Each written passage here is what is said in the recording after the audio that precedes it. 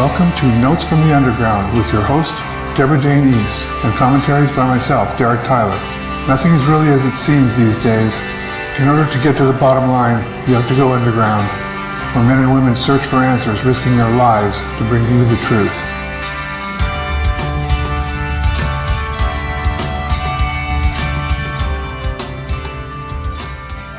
Good evening, everyone. This is your host, Deborah Jane East, for Notes from the Underground. Having a beautiful day here in Washington. Had a little snow flurries earlier, but it's not as bad as it was on the East Coast, where I'm from, the good old town in North Carolina. They're having lots of snow there. So I'm excited to have an old friend on my show tonight. His name is Chris Brown. Thanks for being with me tonight, Chris. I'm always welcome. For all those out there that don't know, Chris also is a radio host, and I'm going to let him tell you a little bit about the shows that he's worked on and what he is doing right now to get you up to speed. So why don't you tell us about how you got started in radio, Chris? Well, I got started in from being an experiencer, and my encounters with my UFO and the orb and the disc, and so I got doing radio shows by telling my encounters, and I guess I just had a knack for doing the radio, and I enjoyed it and enjoy the company, and so I ended up hooking up here with a few people really throughout the time of doing it. It's kind of been scattered a little bit from a few different networks, but I just kind of was doing my own radio show there for a while on Ufonaut, me and my friend Jesse Randolph, but we just as busy, we kind of stopped doing that, and so I just taking time off, telling my encounters when I got to tell about it, and when somebody wants to have me on, and I guess being a freelance co-host right now, huh? Well, I like that, because that's what I do too. Yeah. But, it seems that, I'm also had a UFO encounter and also an abductee. Once you ever experience an abduction or you see a UFO, it's just hard to let it go, isn't it, Chris? It seems like after a while it just sort of, all your extra time you want to put into researching or talking to people to try to find out about it. Is that how it affected you as well? Yeah, it did. Mine's been out of a lot of self-preservation. Maybe that's for a lot of people. Is having just being able to talk to somebody and get it out there, and be with somebody with some same camaraderie as you have, and experience the same things you have, and have somebody to talk to, and that really has been a big thing for me.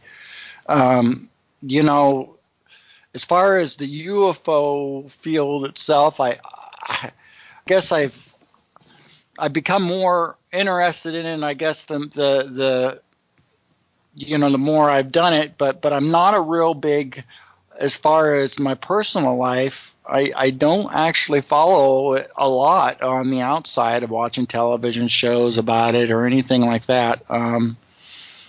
But in a weird way, it's kind of got me in it in this way of doing the radio, so if you can understand that, I guess, I sure can. I totally understand that.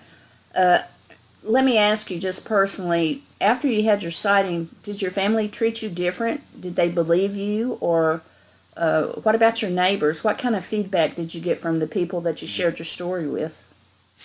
Yeah, that was different. That was from kind of a different area, perspectives of a lot of things, because my family, I don't know, I'm sure they got something to say, but tell you the truth, they're going to say it to my face, and probably because they don't want to hurt me. And and as far as the neighbors go, I did. When the neighbors happened, it was actually, go into a little bit of story. My sister and I've been friends with the neighbors for years because my sister went to school with them. And then years down the road, I ended up moving in the same neighborhood and had this experience. And I didn't know them as well as my sister did, but they were the two houses over from the matter of fact, their husband was the mechanic at the Chevy dealership behind us in the field. But she was getting her nails done, and she seen Jamie over there. And she mentioned it to her, said, "Oh, did you hear about Chris?" And no, no, no, no, no, no, no. And she's going on, and she's going, "Oh no, well, we have a video camera in our front there that we had putting up because a couple of years ago, one of our kids' friends, his misfit friend, came over and broke into the house or something from him, right? So we put up a camera." And she goes, "I'd be interested to know if we got that on camera, right?" My sister, this is the words coming from my sister. Oh, So yeah, so that's what she says. So she calls me up, right, and she's telling me this. And I was like, "Oh, wow." So here I am seeing Jamie out there, right? And I see her going and start to walk in to the garage and shut the door. And I went and knocked on the door, and they didn't answer the door. They never came out. They just went and just totally shunned me off. So that was a little bit upsetting, and I was really kind of bummed because I didn't expect him to see anything. But you know what I did? Would have expected him to see, if anything, would have been like a bright light, because they probably wouldn't have. They wouldn't have seen anything coming in right from a direct angle. Maybe they would have. I don't know. But they would have seen the bright light from when with the shadow of it coming in, and like I say, who knows what they would have seen. But it might have been something. Yeah, and it would have been help corroborate my whole deal, right? Instead, you got me ranting on that because I don't want to. I was really upset at Jamie about doing that, but you know what? It just goes to show that it's an odd subject and not everybody's. You're right. Down the same road as you are. So, even though she claimed to say this, and my sister would never hear this. But coming from out of the words out of my sister, sometimes I gotta take in all what she says because it might not be all the way what exactly. Yeah. So, well, but nevertheless, I totally understand that point of view because when I opened up my radio show office in Pilot Mountain, the newspaper came to visit me like the second day, saying, "Why are you doing a show about UFOs here in Pilot Mountain?" It's like very odd and strange, but they did a good article, so it was okay. But so I can see that you had a little bit of flack here and there about the witnessing. Yeah, and then the neighbors on the one side that actually were running up to their house to go bang on their door to say, "Hey, come out in the field," there's something, and them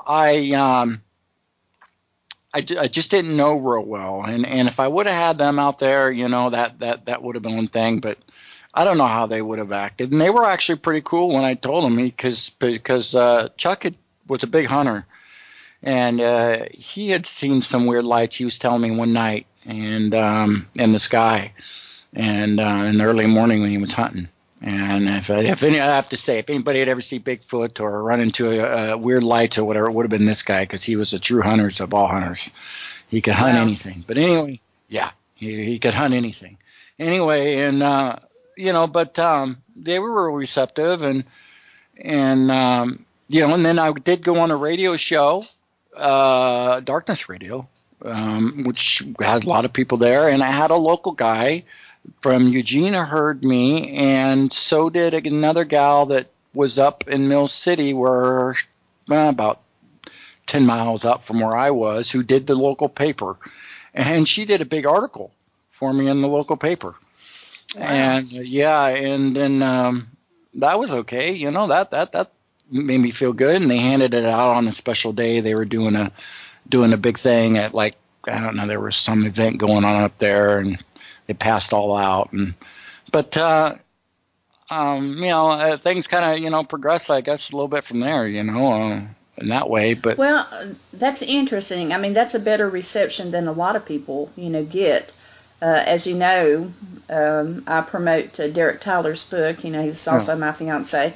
Yeah. And when he told his parents that night, when he was witnessing the huge UFO that was less than a mile from their house, he went back home to tell his parents and to get a camera. And he said, "Hey, you got to come and see this." And his dad said, "Not interested." And then he said, "Mom, surely come on, let's go look." And she said, "Well, if your father's not interested, I'm not either." They had no film in the camera, so Derek went back up to view it, and he called the sheriff's department. Click, they hang up the phone. He called a newspaper. Yeah. they hung up the phone. So when you get that type of reception, sometimes no wonder UFO witnesses don't want to report it. It's the conditioning that the public has been taught to deal with the subject of UFOs. But lately there's been a lot of stuff going on about the guy from Blink coming out with the Stars Academy, and about that the Pentagon, they had a program, what was it, $23 million were spent and all this kind of stuff. Do you feel like that's changed the public perspective about UFOs? Do you think people sort of take it a little bit more seriously now that they know that Harry Reid, Congress approved this to study UFOs? Do you think it's changed the perception any? I think it's made people more aware that we obviously have something out there, and there's truly there's something out there, rather it be us or what. But that's the one thing I guess you can walk away with. Another thing you can walk away with is to me, I feel like it can be a small just a smokescreen for the government, to throw that into people's face or whatever. And then when you hear people like him say that I don't take in hindsight what a lot of these guys from these bands or the Rock and Roll Band or whoever that says this, because this is, to me, it's just trying to get somebody to follow more into him and to listen to his music. But I just, to me, the whole UFO thing is a complete smokescreen in the sense is I just feel like they're just going to tell you what little they want to tell you, but they're never going to tell you the whole, truly what's going on, because by doing that would mean they would just have to tell everything, and so it's just, I don't know how to take it. I guess if anything, it's just a teaser to people. I agree with you. I think it's sort of more smoke.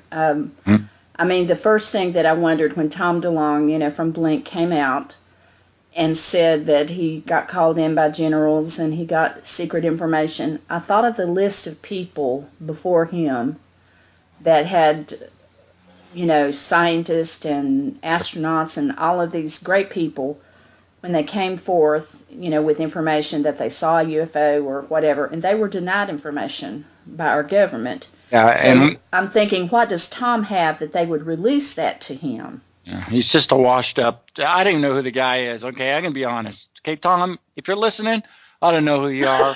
I don't know your music, and I can tell you this, my friend, that you don't know anything that's all in your head, as far as I'm concerned, and what you've read and what you're conjuring in your head. Maybe you've seen something before. You've taken a little anthill and you've turned it into Mount Everest in what you've seen and what you're talking about, and that nobody is going to go and tell a rock and roll wannabe star that there's whatever UFOs and that you had a big up to do.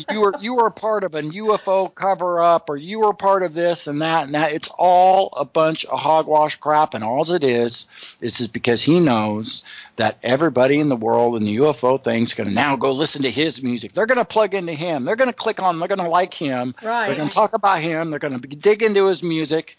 It's all a propaganda for this clown. So, I'm just a regular Joe Blow, all right, and then my son, what we've seen. But I can tell you, it was powerful enough that my phone was tapped. I couldn't talk without that technology. I had weird people sat in front of my house. I had a black Suburban go by my place really slow, just to speed up and go past, just to rear back around to go really slow again, just on the simple that of what happened to me. And I mean, I get really tired. I get frustrated. I haven't heard him say that he's being followed or anything. It's just the contrary, isn't it? It seems like he's acting like they're knocking down his door to give him information. Yeah, they're knocking down his door to give this guy information, right? So this they're guy feeding him. They're feeding him stuff what they want him to know. Yeah, so it's just all a propaganda a scam by him, just to push himself forward for people to listen to him, to look up to him, to whatever, right? All I can say is that if it's working for him, Well, claps. That's all I have this to is say. it's of course just our opinions, but Mm, one of the things that I noticed is he's asking for money. Okay, true. he's asking for money. The other thing is that those initial UFO clips that he released that were supposedly given to him by the Department of the Defense. Someone recently from the Department of Defense said they didn't release those. Well, sure. And it's So all just a bunch of, that told me something's going on. So where did he get them? see, you know what I've been wanting to do my whole entire life, ever since I've had this, well, not life, but my encounter, which is my whole other life, I guess you could say, my reborn life into this UFO world, is is that a lie detector test. Okay, I have begged Yeah. for a lie detector test. No, it's not that I have anything to say here when I tell people my encounter. They hear me out. Plus, I don't even bring my son. Wait till I bring my boy in here. Okay, he's almost 16 now. But you should have heard him when I bring him in here, and he was 10 years old on 11 years old on Future Theater. Hear him go and talk and saying the same thing I am. Those are powerful things, But I still would have wanted a lie detector test. So where's Tom DeLong and saying, hey, I'll get a lie detector test right here. I got all the money in the world. I got a lie detector test. Matter of fact, I'll do it right here. You guys you pick the guy, the big or whatever. You can get the guy from Dr. Phil or who the hell they use on these shows, and you can plug him in here, and he can ask me questions, millions of.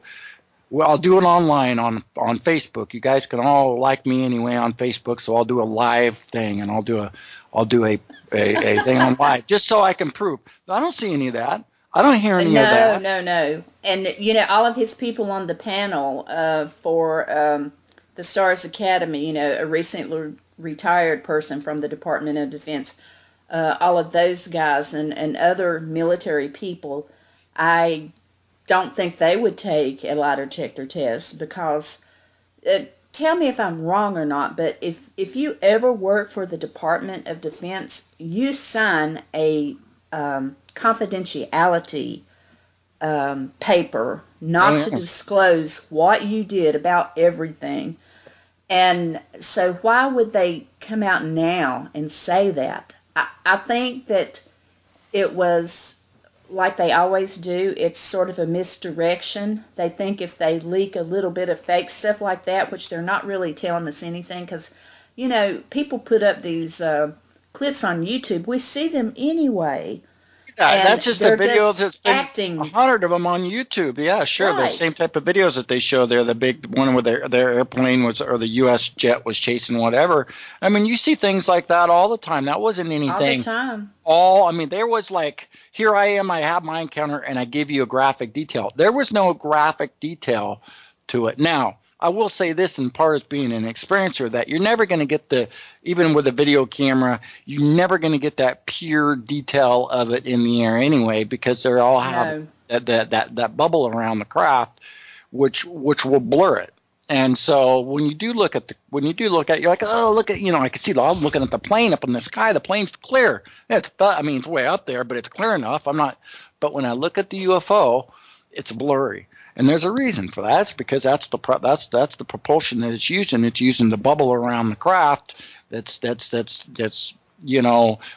essentially moving the craft, and that's why it's the blurriness. But so every time you're seeing these videos, like you showed there on whatever, it's always got the blurry thing. But you would think if the right. government really had something, or they were going to show us something, they would have gave us a still footage of the craft on the ground or something where you just went, bow, could really see it. So once again, this is the teaser. Because see, this The is the problem.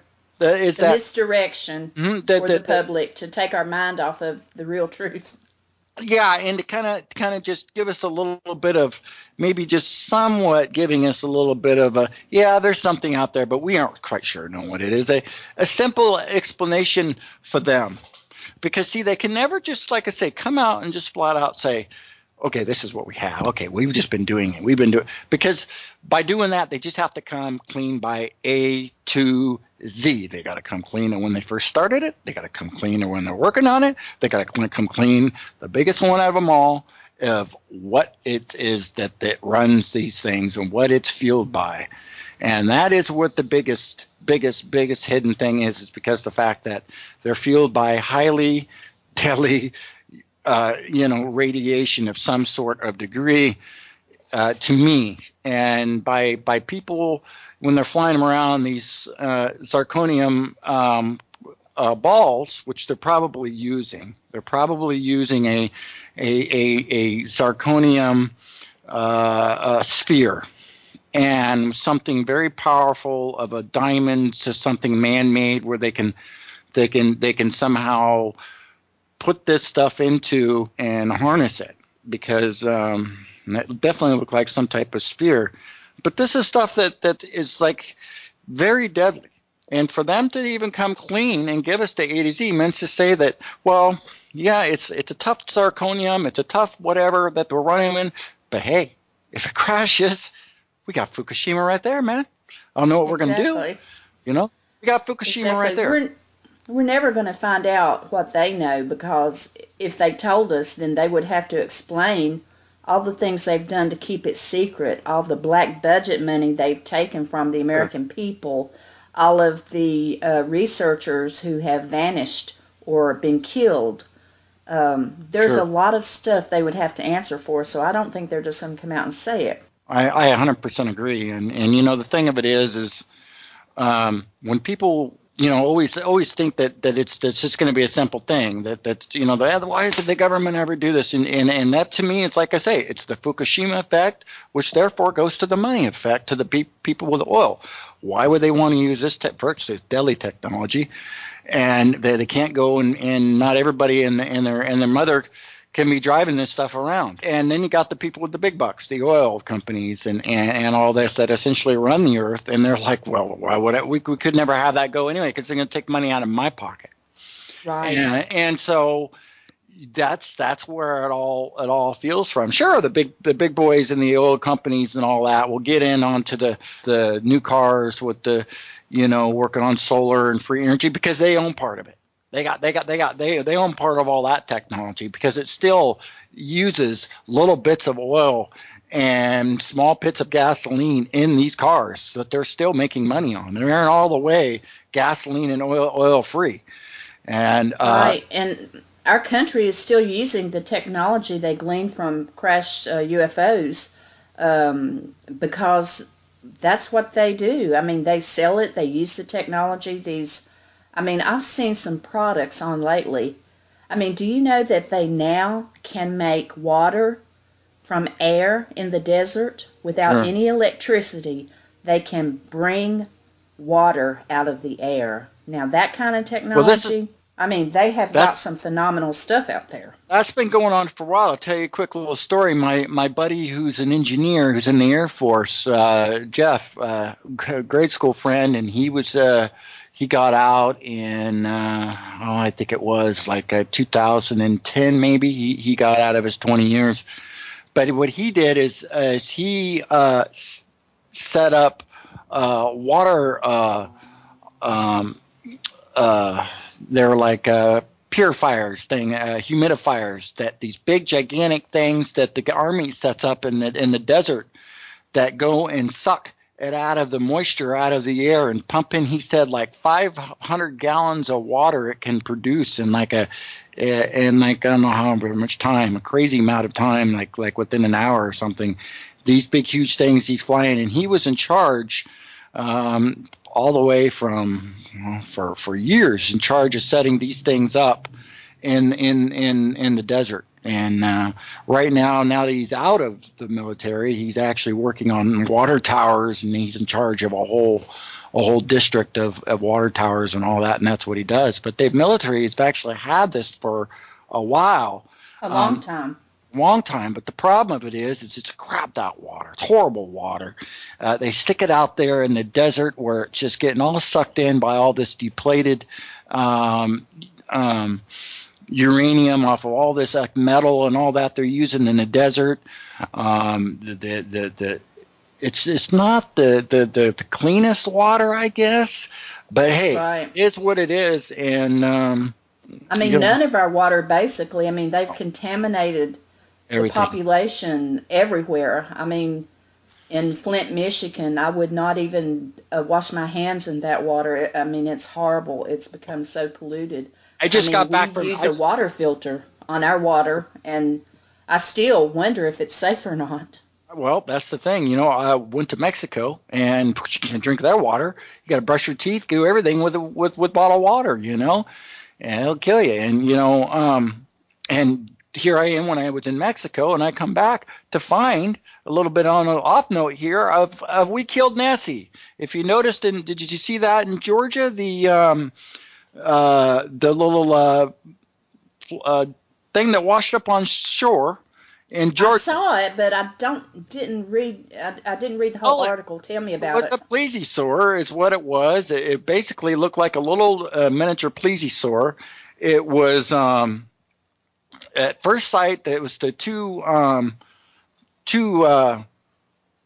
dad and the son that were out boating that thought it was a seal or something like that, and then they went up the pond to get a closer look to see that it wasn't a seal, and that it looked like basically I sent you the link right there. It looked like basically Loch Ness monster. It looked like it was only 5 feet long. Gee. But it looked just like Nessie, a little Nessie, and it had birds eating out of its belly, so they kind of blurred out the belly part there because that all its guts came out. But it's the real deal. It wasn't a fluke of a breed or something that was maybe a mistaken identity. It was something very, very different, in which it fit the fact of a plesiosaur, and which Loch Ness monster, which was been known as what they tracked down maybe as a plesiosaur, which you thought had died off, but apparently they didn't die off. So could this be one right here? I don't know. They got it now they're taking it. They took it already and are doing tests on it, I'm sure, so we'll know in the future. Well, it's sad because it seems like, the world is killing off, a lot of species. The other day I read that Sudan, the last male white rhino, died. There's only 2 females left, and there are no more.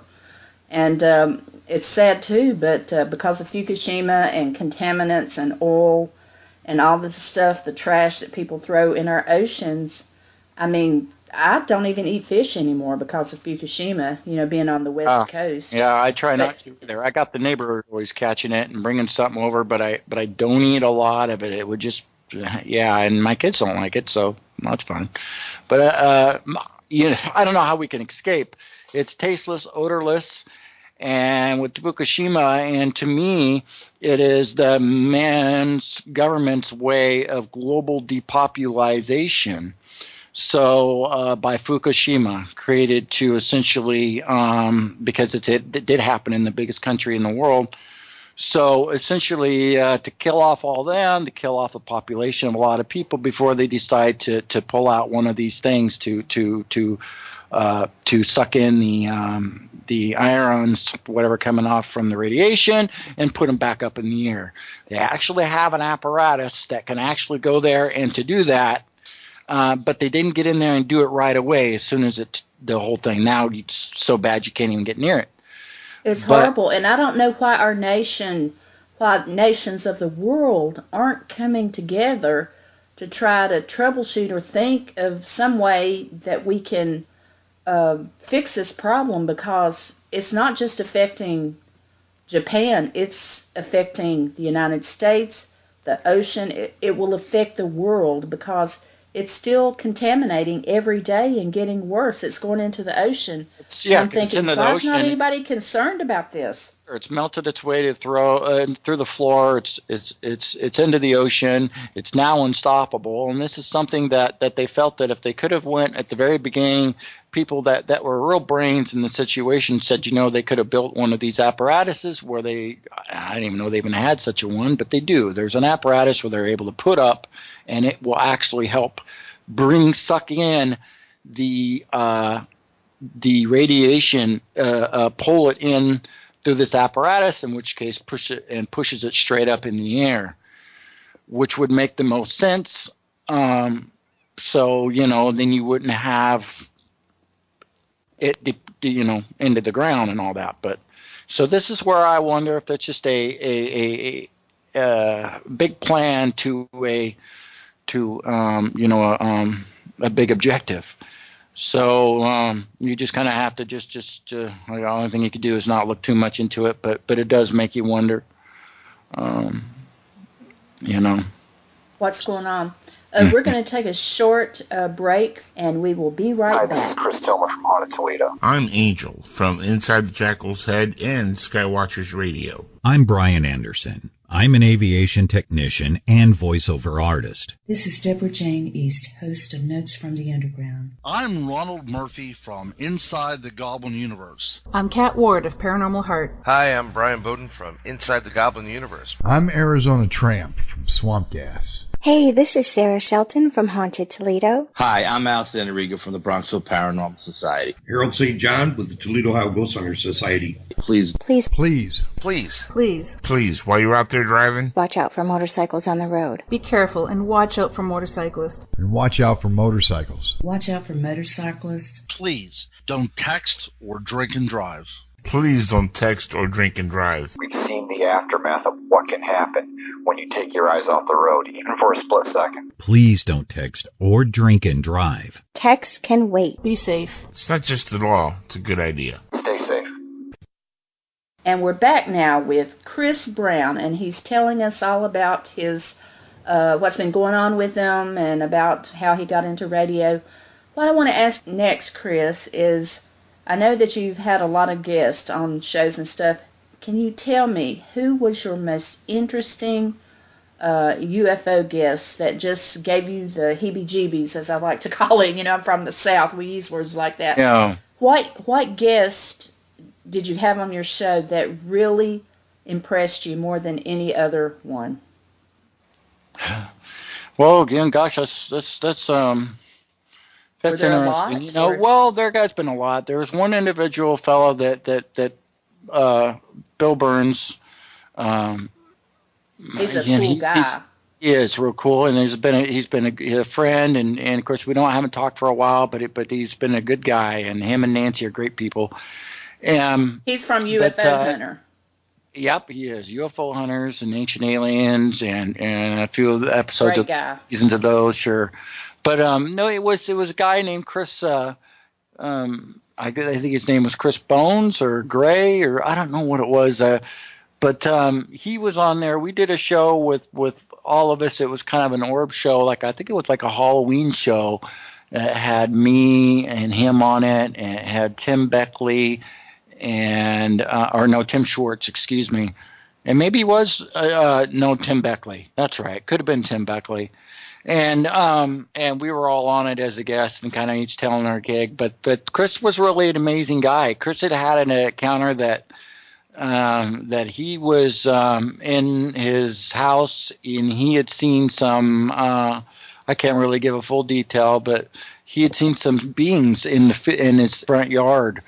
And he went out there to go and essentially had missing time and had burn marks in his yard from like an orb. He just talked about him like coming out of like an orb thing, which seemed pretty incredible. And to me, being an orb experiencer, I was kind of curious because to what I seen, there wasn't anything that could have walked out of that. I mean, it was just a sphere with. I'm not seeing it. So could have been a hologram. I don't know. That was so, I mean, gosh, we're almost working on this stuff now. So could you imagine what the UFO can do, huh? Yeah, he could stand there and make you think. I'm sure it's very advanced. I know a few Yeah. days ago we were driving, and I noticed something about a cloud overhead. It was in a distance. We were riding through a pass up here in Washington, and the cloud was around the edges was pink, blue, and yellow. And the rest of it was white. There were a whole bunch of clouds, but that cloud was sort of pulsating those colors, and immediately I got my camera out. Okay, the sun was shining next to that cloud by itself, and so by the time I got my camera turned on to take pictures, I couldn't see those colors, but I just snapped several pictures, didn't look at them till later. And when I looked at the images, I was really quite surprised because I had a picture of the sun behind a cloud, but over behind the cloud that had all the colors around it was a blue orb, a yellow, well, it was glowing and pulsing a little bit, but it was posted blue. On Facebook? Yeah, I did. Oh, okay, I didn't. Of course, I've been gone, so. Yeah, and a lot of times I found out the things that you see with your naked eye and what the camera perceives sometimes can be different, and that was totally fascinating. And it was only a day after I posted that someone else posted a cloud, the same colors, blue, pink, and yellow, pulsing and everything, and then there was a huge white-looking orb within that cloud. Now, other things that I have heard is the UFOs that use clouds as cover, that sometimes this is a hallmark of that there are like small colors vibrating around the clouds. So I thought that was very interesting. But, I think they're out there all the time. I mean, of course they're invisible, and a lot of them, they hide behind clouds. They can change their shape. It's probably easier for them to hide, believe it or not, during the day. It would probably be for them to be a lot easier, because at night, that would be maybe something that they can't hide the bright light. The only thing they can do is sit up there like a star. So, and if it's twinkling blue and green and whatever different colors, as far as I'm concerned, I'm sure they can make it twinkle any color they want.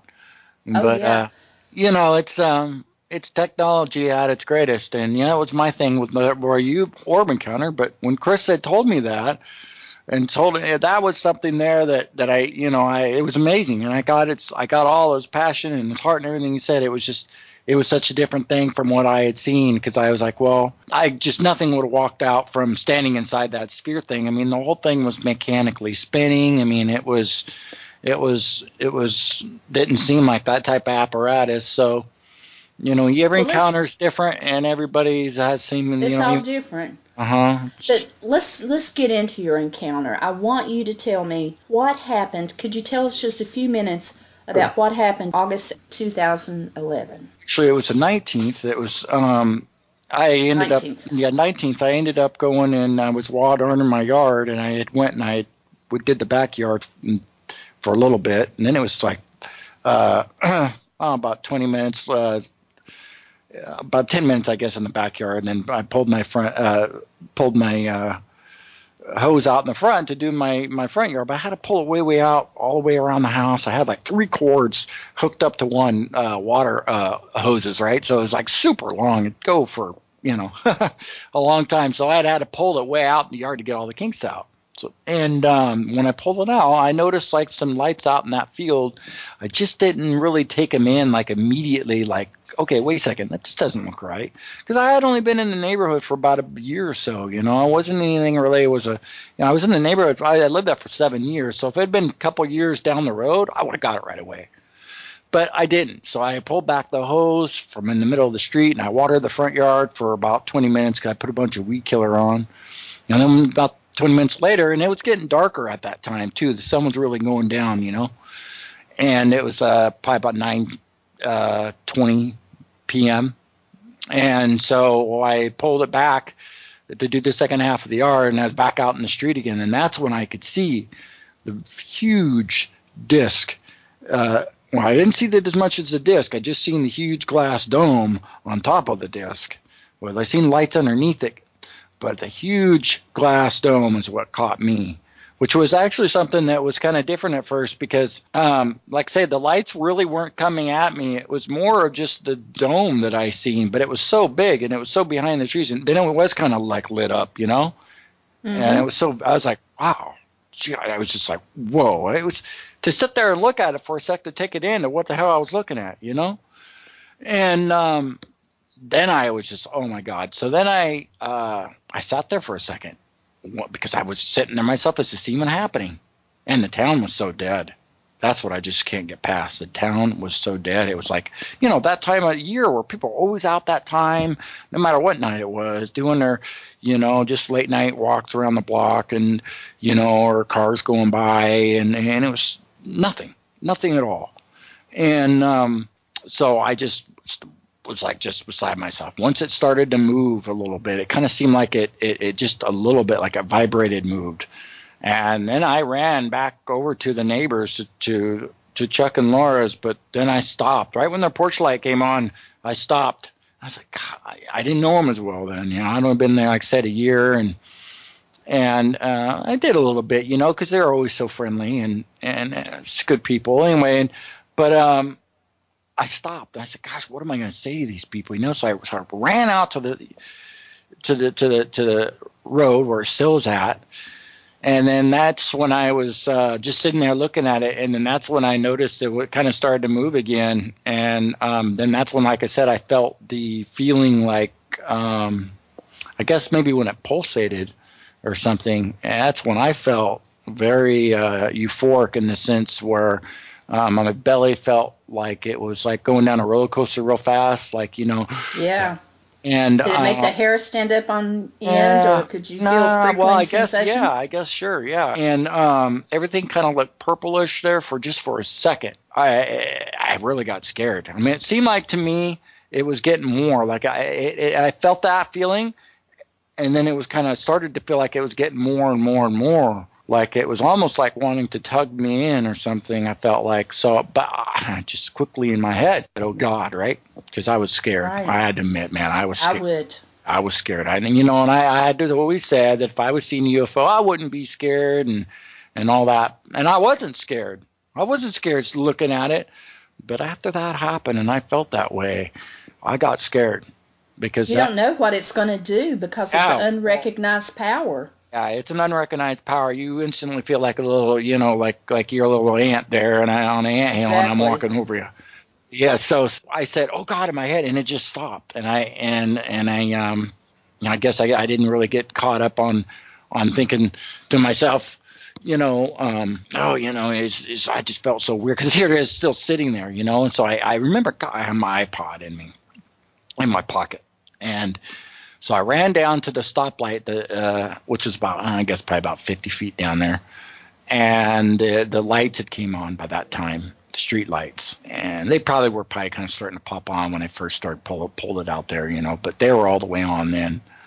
And I figured if I could go under there where the lights were, I could get better view on this crappy little iPod I had. It's like the first year these iPods came out, you know. I still haven't got mine figured out. Yeah.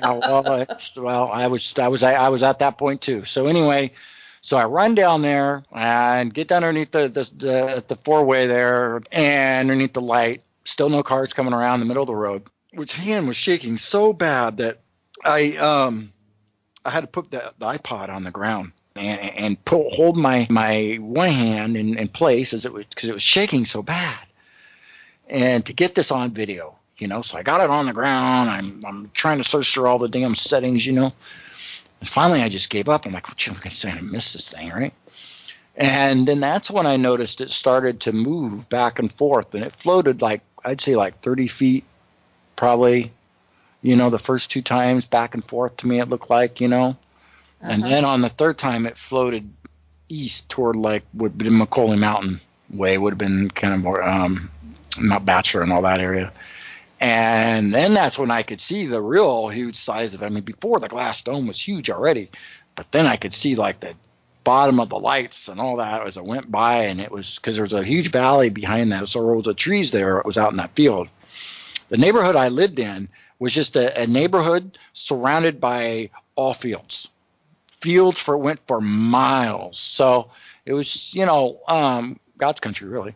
But anyway, it had a huge field there that it was behind, that it was in like a little valley behind those trees. So when it moved, I could really see the full extent of the size of it, which to me, I could still only to me, it's the biggest thing I ever seen as far as like anything ship, aircraft carrier type of deal. I mean, I don't know, to me, it looked way bigger than an aircraft carrier. Was there any sound, Chris? Oh, no sound, nothing. I heard nothing. No sound. I guess if anything, I felt maybe that was just the power of it. When I felt like it was like that feeling I was explaining. Maybe it was just all the magnetic power coming magnetic out of it. force. I don't know. Yeah. Well, they say a lot of them have that. They have like a pull. Like it's almost like a magnet. It's like you're drawn to it. It's just a strange thing, and I have heard that extraterrestrials use magnets for everything in their craft, in their ship, so I can certainly understand what you're talking about. Yeah. How long would you say that you viewed the craft? Gosh, I mean, it was obviously out in the field for a while, because it was out there from when I first started, so it'd been sitting out there. Who knows, maybe it was pulling other people in from the neighborhood over there, working on them or something. But my guess is it had to be out there for a half hour. That's amazing. That's a long sighting. Yeah, but I didn't see it the whole entire half hour. It was there. It was there. I'd only seen it in just like the first that scene just looked different because the sun hadn't all the way gone down yet. So there's a huge road right there. Just it was even way closer than I was. I mean half a mile from that you're there. You're touching the frickin' craft.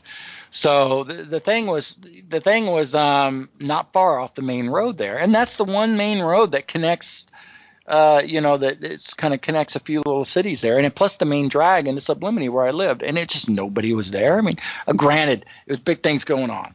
Okay, and what time was this, Chris? What time in 20?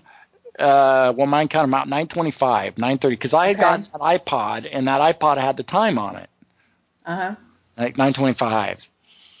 And I had gotten up. I had taken a long nap or whatever that late. I don't know what it was, and I'd gotten up, and then I ended up going out to go water late. It was like 8:55 when I went out there, or 8:50 when I went out there to go water, because I looked on my stove just before I went on the back to go start the water. So I know which time it even was when I started. And then when I started working with the iPod there, I had, that's got the time on front there. So I know I didn't have any missing time or anything.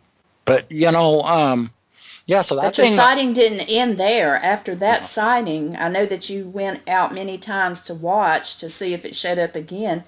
And knock on wood, lightning struck twice for you. You had another sighting at the end of the month, didn't you? Yeah, I did.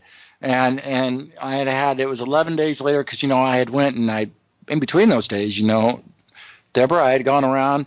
It was after the first day. The first day after the big encounter, I think I tried to call the news. I think I probably did. Yeah, I did. That's right. I called the news. I tried to get a hold of the paper, but that was a little bit harder, I think, for me at that time. I don't know why I didn't. They would have been the first people I should have gotten a hold of. And then I walked around the block, and I did go over to Donna and Matt's, who I'm friends with, and told her they were receptive, and they're good people. And then I went over to my other friend's house, and they were real nice and all that, and they were cool, and they were gone that night. And so Doug had his band practice, and so him and Rhonda were gone that night. And I told the neighbor. I told the neighbor on the other side, Monica. What's her reaction? Well, Monica was my age, and Monica was real receptive, more receptive than anybody. And so Monica went home and told her daughter, her oldest daughter, who was 17 at the time, Brianna. And Brianna and her just came right back over, like seconds later. And Brianna was in a panic and said that her friends that night seen the same craft at McCauley Mountain. And they watched it for 45 minutes. And how far away was that from you?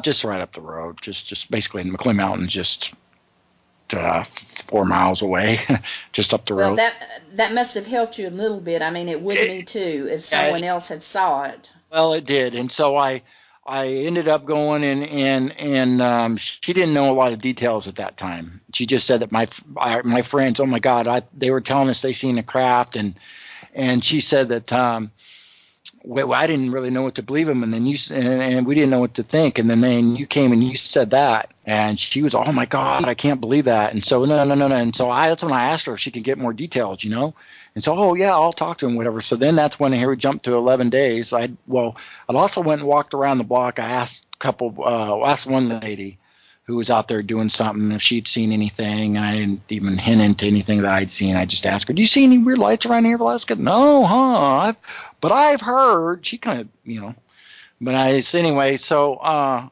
it was the following days. I'd been out there, like you said, I've been out there watering every night, doing my gig anyway in my yard. But then I had my camera out on me every night, ready for the thing to come back. So here it is. We were up late. It was a Friday night. Had friends over. My wife had a friend over anyway, and they were watching a movie. And it got over late. It's summertime. Kids were up late at that time. And so I drug Colton out there to go water with me. Now that's your son. That's my your son. Yeah, that's my oldest boy. And so he went out there and to go water with me. And we didn't do it real long. He was wanting to go in. It was late. And I had him stand up at the curb there. And he's, well, I'm not going to see anything. So I kind of hurried up and I went up there to the curb and I dropped the hose. And I said, well, it doesn't look like we're going to see anything tonight, Colton. And I'd had my camera on my wrist. And I turned my camera off. And it was, I have many nights of me watering out there, But anyway, turned it off, put it in my pocket, and both of us just as soon as we just turned our back, that's about the same angle, just to start to walk away, pop, with the flash behind us right then and there. We just turned around, and I thought just, a transformer went out or something when I heard the pop. But I turned around, and then I seen the flash just didn't really come into shape at first. Or what it was like I guess what I had to do is I had to have came in spinning on us really fast and then came to a stop. I'm assuming that's what it did. It just came, and then it came into a shape probably after it stopped spinning real fast and came into kind of clear itself out. And then that's what we could see. It was like it was just like a magnetic type of field, which was about 5 feet in diameter. It was like a bubble, and that was like yellow outside, like an electrical white yellow, and then in the middle of it mixed in with like a blue or like a greenish teal inside of it. Mm-hmm. And then it had all this golden dust around it. Now the golden dust inside of it was spinning around this sphere, this glass sphere about the size of a beach ball freely. I mean, it was like freely like static, but seemed just to almost be like a bunch of bees like swarming in there in a way. It was really weird. So it sounds like you could feel the energy. I could just see perfect. Me and Colton could see perfectly inside of it, just as I'm looking on the computer right now. Perfectly. I'm looking at it too. It's actually making my hair stand up because this certainly had to take your son by surprise, because now he is witnessing just what you are. What was his reaction to this? How did it affect your child? Well, that's been something that's been an interesting deal, because at first it affected, I think when it went through us and it went away and it spun off, both of us first went, whoa! I mean, tell you the trick, I was expecting my boy to go, holy beep, Dad, right? But he didn't. I know, he didn't. And because if I was a kid, that's what I would have said. Yeah. To be honest with you, I would have, But anyway, both of us, whoa! And I live in a little bit of an interesting household in the sense where I live in a religious household, And my wife is a Christian. It's a Jehovah Witness, and she believes that they're demons that are UFOs and this and that, and even though she's quite the believer now, obviously what happened to us, but she still believes that there's a side of demons that's the UFOs, and I don't know. A lot of people do. She's not by herself. Not by herself. So only thing I can say is that through a little bit of it, she didn't know someone was talking about it a lot, and I had to make sure in the whole entire thing, because my mind was really getting spun up. My mind was just, after the encounter, was just more caught up in the UFO thing than ever. I just was on YouTube all the time, then watching all this, and then writing to people all the time, writing to hundreds of these people that I would find all of a sudden on Facebook, right?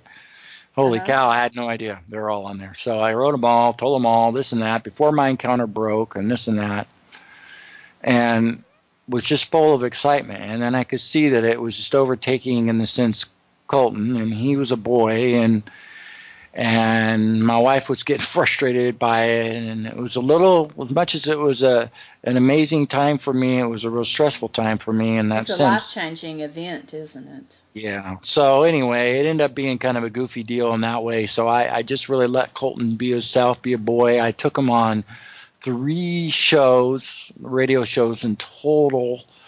It went good, but I felt that his mind was running from him. He was a young child when it happened, and I can tell you right now that seeing and hearing other people that are young that have their encounter and then come and talk about it and stuff, that your mind runs with you, and Colton's mind started to run with him. I put him on, first what happened was I put him on with one show, and it went real good and all that, and then we were still caught up, and then we got it going on another show that, how that works. As soon as I came out, everybody wanted me on. Exactly.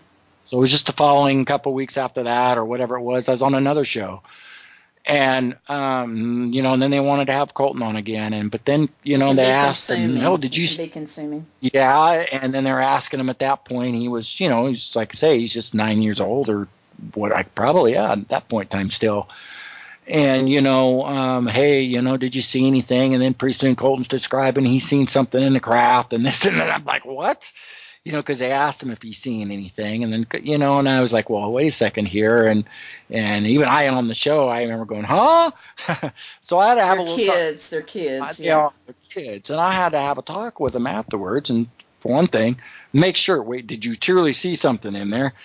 Or you just think you're just making it up? And it was. He's fixated on it, and he got caught up on one video showing a fake little UFO video or whatever it was in a UFO, and I just kind of thought, I guess you don't want to. Well, I'll tell you what really moved me about your son. I'm looking at the picture that he drew of the craft, and I can tell he took his time and he carefully, thought about it. It's not just, he paid a lot of attention to detail.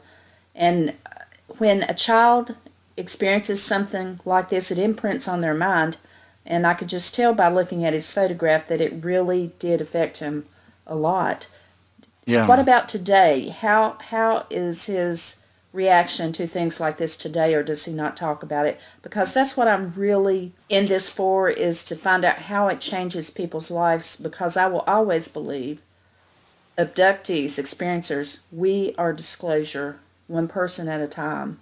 Yeah. And no matter, what we do or say, people don't believe us, but the proof is in us, because it changes our lives and it affects us.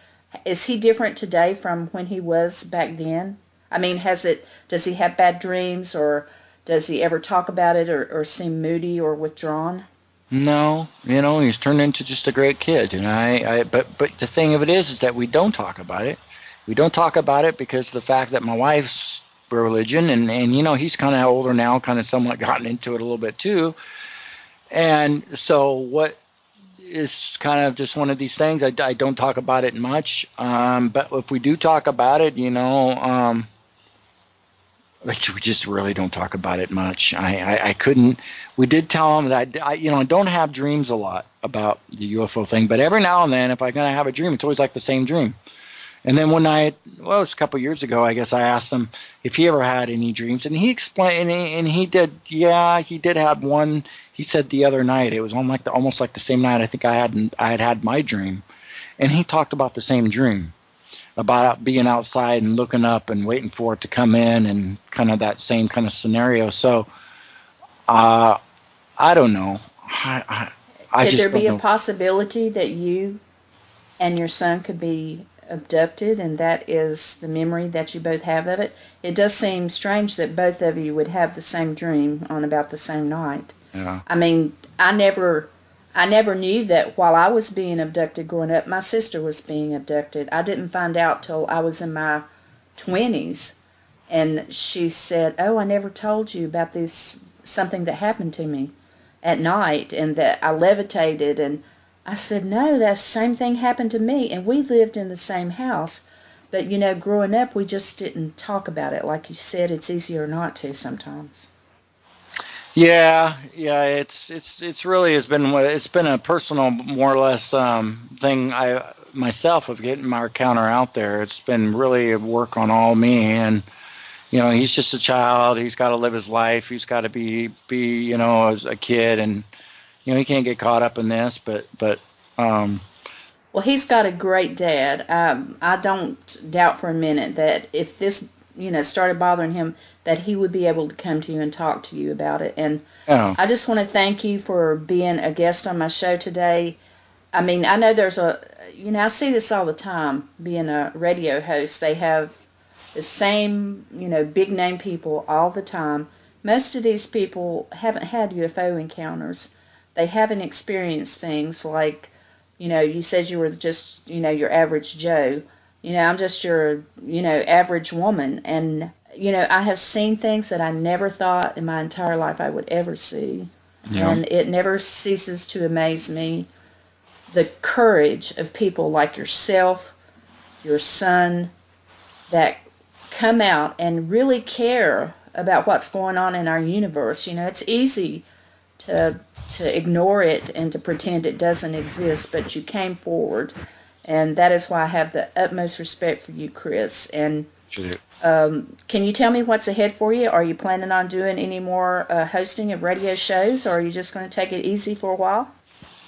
Well, I kind of just going to be probably doing this for a while, and I'd had my heart kind of set on maybe landing on one of these shows, these television shows that I've been interviewed for 4 of them, and it's it's not about, people think it's about money. Like, I don't care about money. Money's nothing to me. Money just makes everything confusing. The only thing I care about, Deborah, and everybody out there, is I want my vision of my orb. I want the vision of that orb that I made, that I Photoshop made, so people can go and get a vision of what it is, what it looks like, the technology behind it, and just exactly, and give other people, other experiencers who aren't want to come out or are too afraid to come out because it's such a spectacular thing, and seeing that same thing, says, that's the same thing I seen that same thing. It was right in front of me too, and this and that and that and this. I just didn't want to tell anybody. It was just me. I'd been out drinking that night. I'd been smoking a bunch of weed. I wasn't myself. Yeah. I know what I seen though. I mean, and right. The problem of it is, everybody knew that I was out there drinking and smoking that night and all messed up, and so, I wasn't going to go tell anybody I seen it. I know what I saw, but they're just all going to tell me that. So that's a big thing for people, and so that's been my thing out there for getting my image out there, because it was something that I figured people can relate to. People want to make Hollywood movies and stuff like that. They learn from people like us. The guy from X-Files has been doing this, Chris Carter. And, exactly. To heighten up of the fact that when you hear, it's disturbing, because I'm trying to get my story out there and trying to get my vision, because it's a powerful encounter. But when I do have people who aren't experiencers, and the ones that I won't throw out the name of the individual, but the one individual that I heard on his show say, well, Chris Carter took what I had to say, and I watched that first interview of X-Files, and he took what I had to say right out of my book. I know that he did, and I thought, how pompous of you. How pompous of you to go right down We don't own the truth. Other people's encounters, how other people's encounters written in your perspective and your idea and whatever, and then you just say, he got that from me, he got that out of my book. No, you got it out from other people. And so it's just kind of, all you can do is just say, if you're that dumb, to sit there and go back and tell everybody that. Keep telling everybody and yourself that, okay? Because you really look like a fool.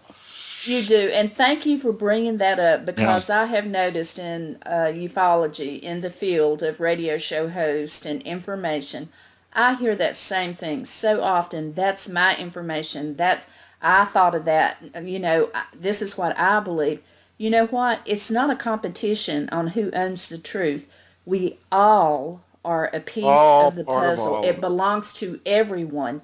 People claiming that they own the truth, that's what has got us in this trouble.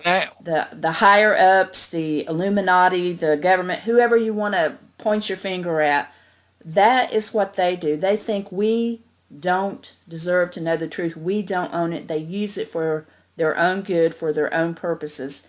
That's not how this works. Humans, and we all deserve the truth. And what you're doing is just as important to me as Stanton Friedman or any of the other big names that make lots of money from this. In my book, how can you tell if somebody is really telling the truth and they're adamant about what they saw? They don't make any money. They don't make any money. They don't. And I got all the respect to those guys, Stanton Friedman and all that. Whatever. If they, I got respect for them as far as all what they've done, and there are people that respect them. But I don't know them as individuals, and I don't know them as people. And I spend quality time with them, and so that's a whole other story. But it's a whole other story. But we get abuse from people. We get criticism. They say, "Oh, well, you must make lots of money because you're in radio." Small time people like myself. And some of these other shows, we do. I mean, I've got some really bad treatment from, radio stations, saying, "Oh, well, I don't believe that. You must be crazy and don't have this guest on because that's foolish." I don't do this so I can get rich. It's the opposite. I pay money to do this, for the hardware, the computers, the airtime, and all this kind of stuff. We usually have to, pull out money from our pocket, to do this and to get promotion and stuff. We do this because we don't want other people to be alone. Just like you said, we want people to know they're not the only ones out there. So our time is up, Chris. I just want to thank you again, and just continue on with your work. And it really does make a difference to me that after all these years, your story hasn't changed. You're still out there bringing disclosure one person at a time. And maybe we can do a show again in the future. I'd like that. Always can do a show anytime, so I'm always here. It's always nice. Thank you, Chris. This is Deborah Jane East for Notes for the Underground. Tune in for our show next week. We'll have another exciting guest in the field, and I hope you all have a good evening.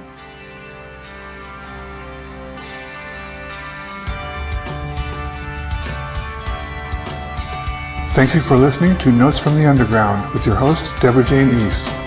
Don't forget to check us out on Facebook.